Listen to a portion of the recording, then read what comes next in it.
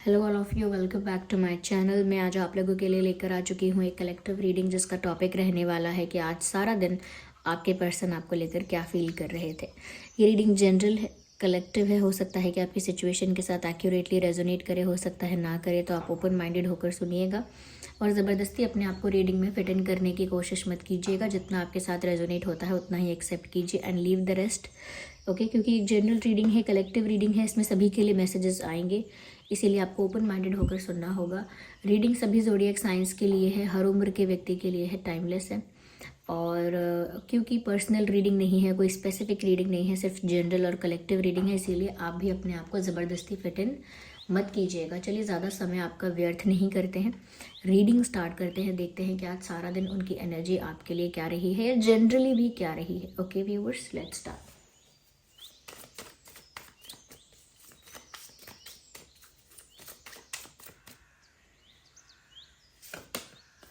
So here we have the card of silence.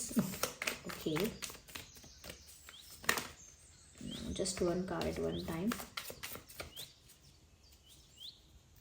No.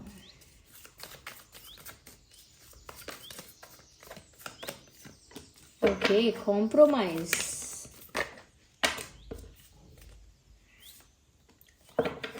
Understanding. आज सारा दिन उनकी एनर्जी क्या रही है।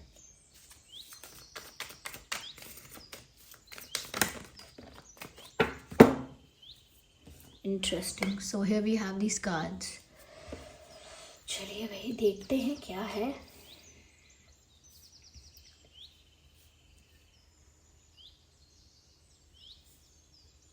सबसे पहले साइलेंस का कार्ड है, कॉम्प्रोमाइज, अंडरस्टैंडिंग एंड पोस्टपोन। देखिए व्यूअर्स, यहाँ पे ऐसा लगता है जिस पर्सन के लिए आप ये रीडिंग देख रहे हैं, आज सारा दिन कहीं ना कहीं इस पर्सन को शांत रहना ज़्यादा पसंद आया है। चुप ये ज़्यादा रहे हैं, ये रही हैं आज पूरा दिन, क्योंकि साइलेंस का कार्ड है और सबसे फर्स्ट कार्ड है। सबसे पहला आंसर यही है कि आज सारा दिन वो ज़्यादा से ज़्यादा चुप रहे, कम से कम बात की है, बहुत कम इंटरेक्ट किया है, ज़्यादा सोशलाइज करने की कोशिश नहीं की है। Okay, they were not very talkative today. आज काफ़ी शांत रहे हैं, या हो सकता है इनका नेचर ही ऐसा है, थोड़े इंट्रोवर्ट टाइप के हैं, या थोड़े से शाय हैं, या ऐसा ही बिहेवियर है, कम बोलना पसंद है। तो ऐसा लगता है कि आज भी पूरा दिन ज़्यादा से ज़्यादा समय इन्होंने चुप रह के बिताया है।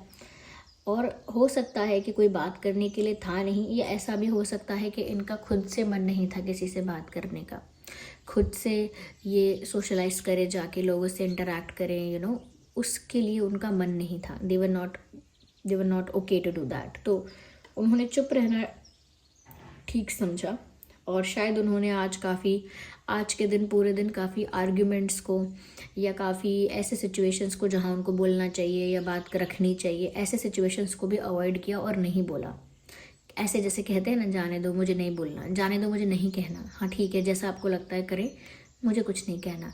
इस टाइप का भी इनका बिहेवियर आज के दिन रहा हो सकता है। दे वर क्वाइट। और रही बात व्यूअर्स आपके साथ की भी, तो मुझे लगता है आपसे भी इन्होंने बात नहीं की है, कॉल नहीं किया है, मैसेज नहीं किया, दे वर नॉट टॉकिंग। तो हो सकता है आप भी चाहते थे कि आपको मैसेज करे, बात करे, but they were quite, they were silent. ऐसा दिखता है कि वो चुप थे और वो बात नहीं कर रहे थे। हो सकता है अपने घर वालों से भी कम बात की हो।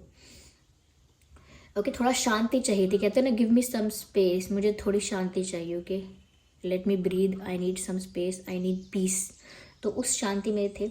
और ऐसा लगता है यहाँ पर कि क्यों वो इतने ज़्यादा चुपचाप हैं, या क्यों इतना ज़्यादा स्ट्रेस है कि जिस वजह से वो बात ही नहीं करना चाह रहे, अलग थलग बैठना चाह रहे हैं, अपने आप को आइसोलेट करना चाह रहे हैं और कुछ शेयर नहीं करना चाह रहे।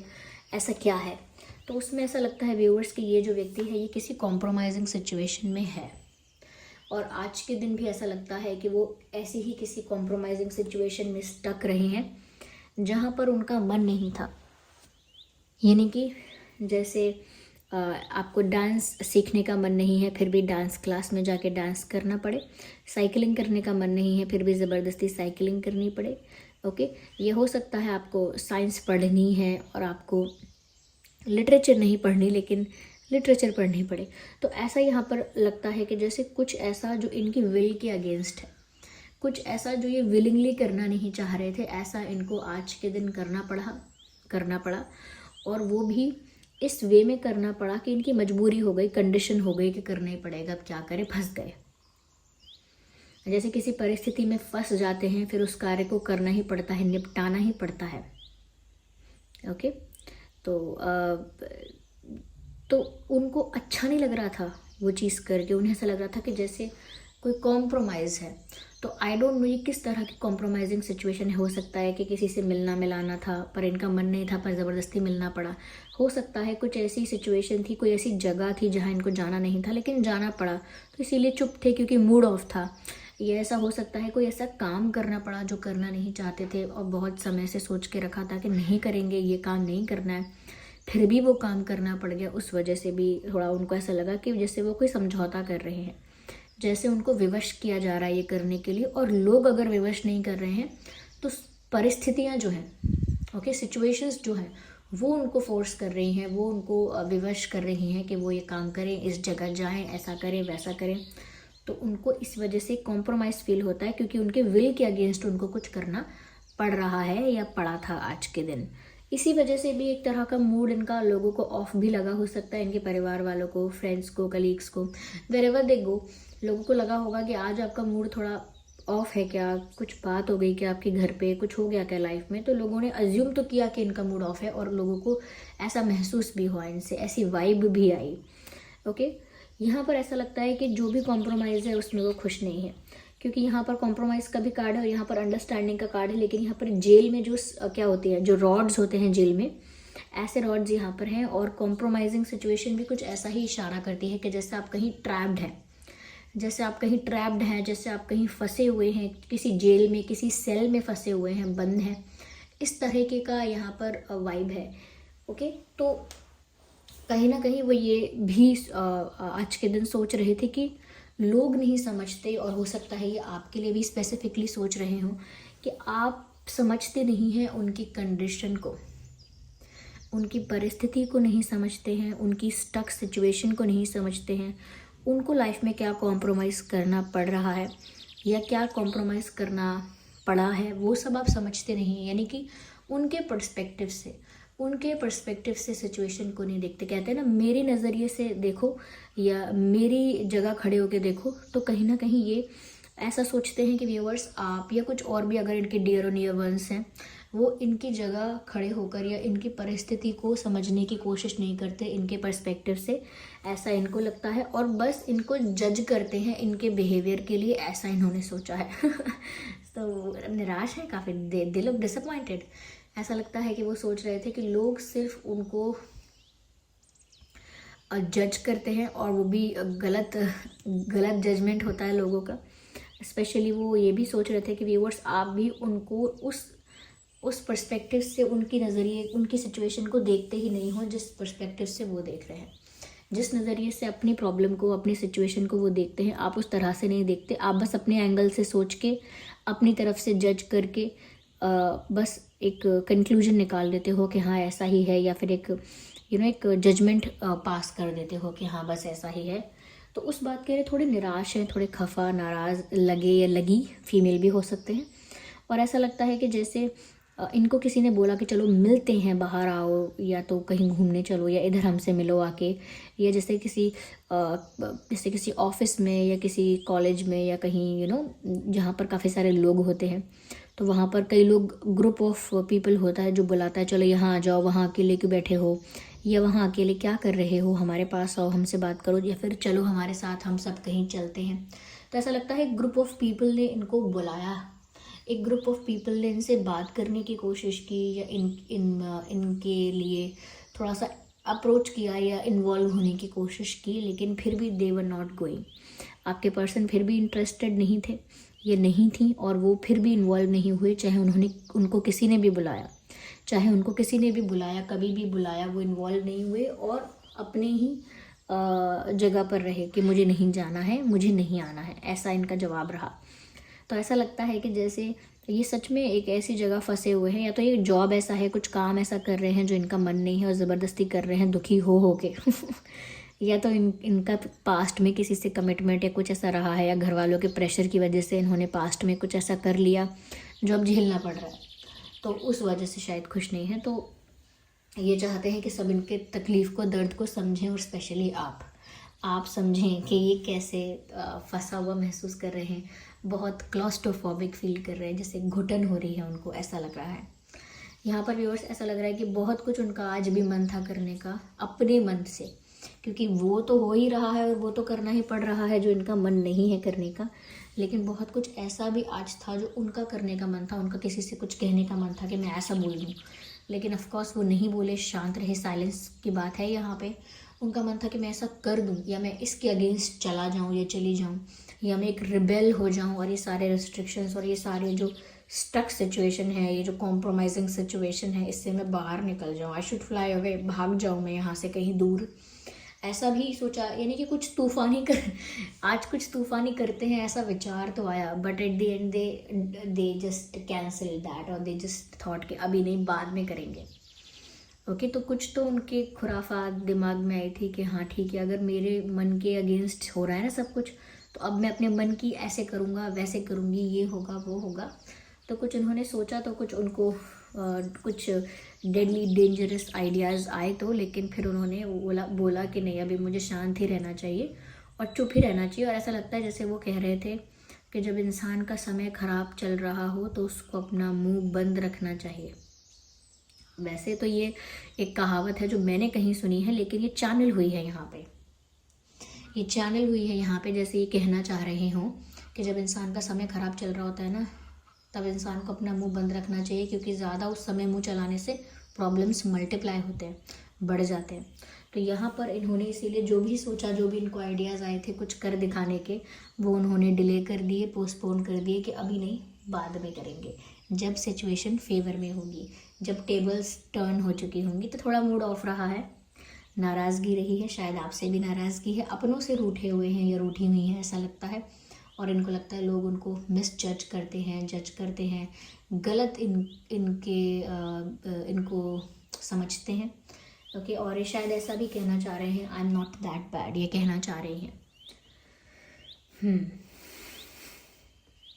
दे are saying I am not that bad, मैं इतना भी बुरा नहीं हूँ, या मैं इतनी भी बुरी नहीं हूँ, that's what they are saying. Just a second, चलिए और क्लैरिफाई करते हैं थोड़ा सा।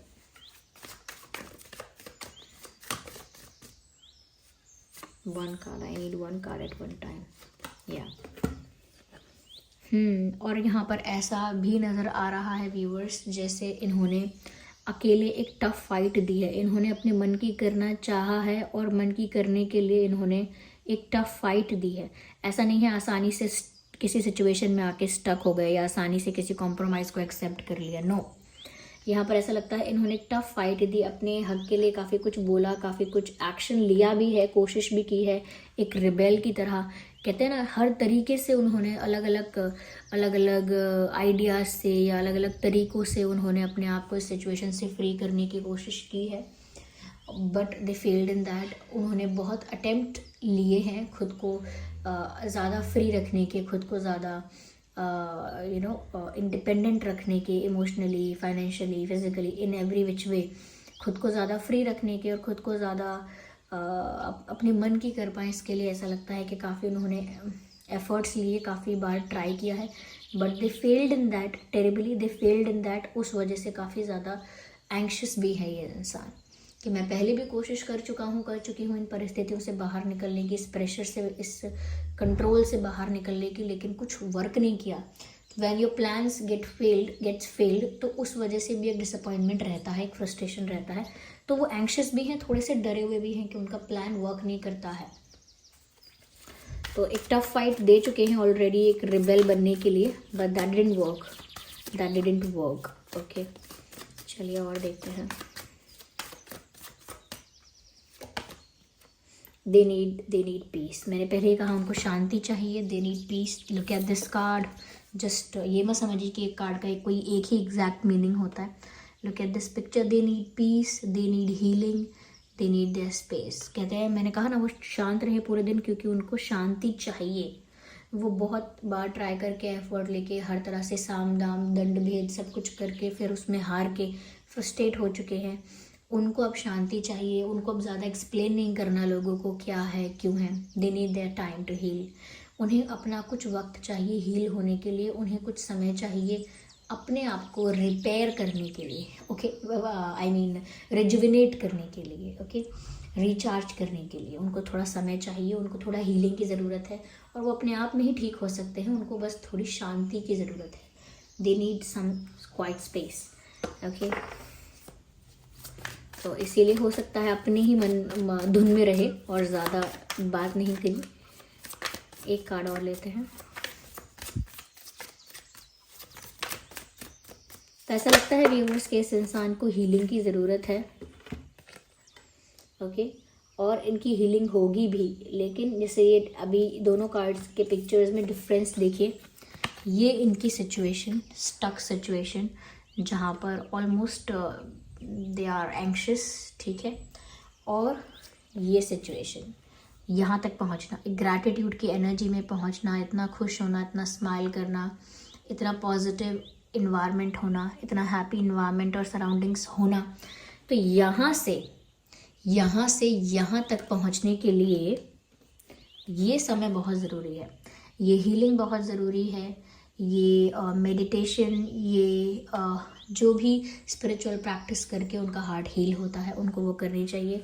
इतनी शांति, इतना वर्क इन्हें अपने ऊपर करना है, तब ये यहाँ से यहाँ पहुँच पाएंगे।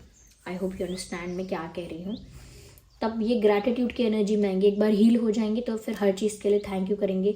ज़्यादा ऐसा नहीं बोलेंगे, कंप्लेन नहीं करेंगे, मैं यहाँ फंस गया, वहाँ फंस गया, ये मेरे मन का नहीं, ये मेरे हिसाब का नहीं, ऐसा नहीं। फिर ग्रैटिट्यूड में आ जाएंगे। जब इंसान अंदर से संतुष्ट और हील होता है तो फिर थैंक्स करता है कि चलो जो भी मेरी लाइफ में सिचुएशन आई उसके लिए थैंक्स, कुछ ना कुछ सीखने को मिला, या जैसा भी मेरी लाइफ में हुआ, जिसने भी जैसा भी किया, मेरे मन की नहीं भी हुई, कोई बात नहीं, प्रभु की इच्छा, भगवान के मन की तो हुई, उसके लिए भी थैंक्स, बहुत अच्छा है। तो धीरे धीरे एक्सेप्ट करना और ग्रैटिट्यूड में आना ये हीलिंग के बाद ही पॉसिबल हो पाता है। और हीलिंग का मतलब ये नहीं कोई बहुत बड़ा ट्रीटमेंट या थेरेपी लेनी है। They need some space, that's not a big deal, okay, they deserve, I think they deserve.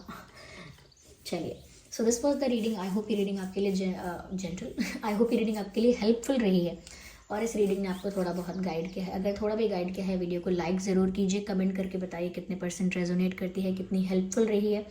और अगर आप नए हैं तो सब्सक्राइब ज़रूर करें और बेल आइकन को प्रेस करना ना भूलें, ताकि जब भी मैं कोई वीडियो लेकर आऊँ सबसे पहले आप तक पहुँचे।